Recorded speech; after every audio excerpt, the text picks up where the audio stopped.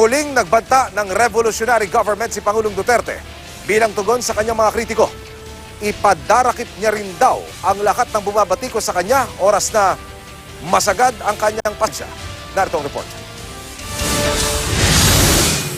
Pag ako ang pinaabot ninyo ng sagad, I will declare the suspension of the writ of habeas corpus.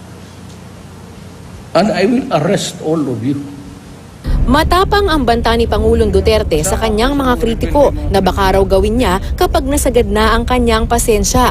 Kapag sinuspendi ng gobyerno ang pribilehiyo para sa writ of habeas corpus, maaari nang mang-aresto ang mga otoridad kahit walang warrant of arrest. Nagmula ang galit ng Pangulo sa pagpuna ni Senador Franklin Drilon sa utos ng Pangulo na reviewin o repasuhin ang mga kontrata ng gobyerno at mga pribadong korporasyon o ibang bansa, kabilang na ang China.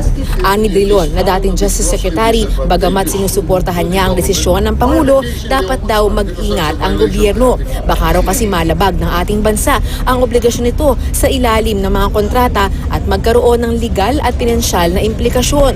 We should exercise care and in labeling these contracts as onerous because the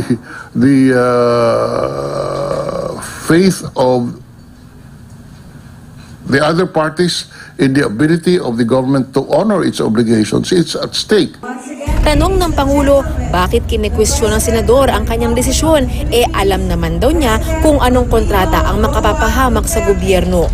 Be careful of legalities of what? How dare you say that to me, Mr. Drilon?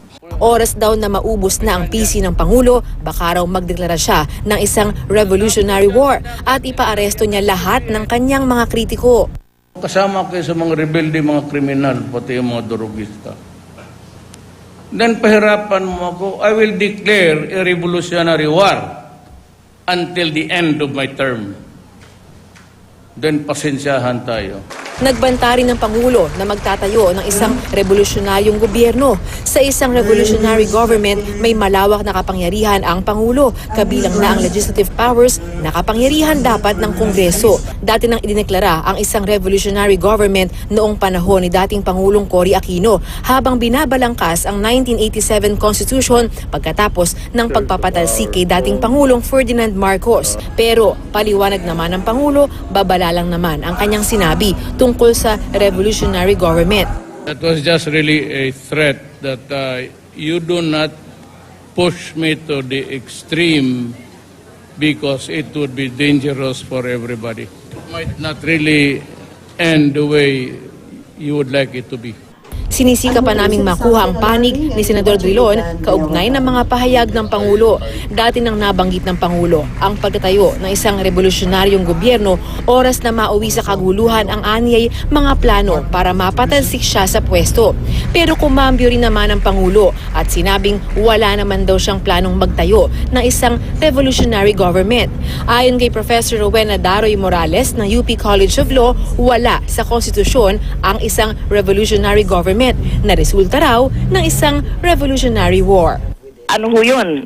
Pakitang puwersa ng isang diktador. Kasi ididikta na niya kung ano yung gusto niya mangyari. Siya na yung hudikatura, siya na yung lehislatura, siya pa yung ehekutibo. Ganda ba yun? Correct po. All in one. All in 3 in one. 1 po. Rida Reyes, GMA News.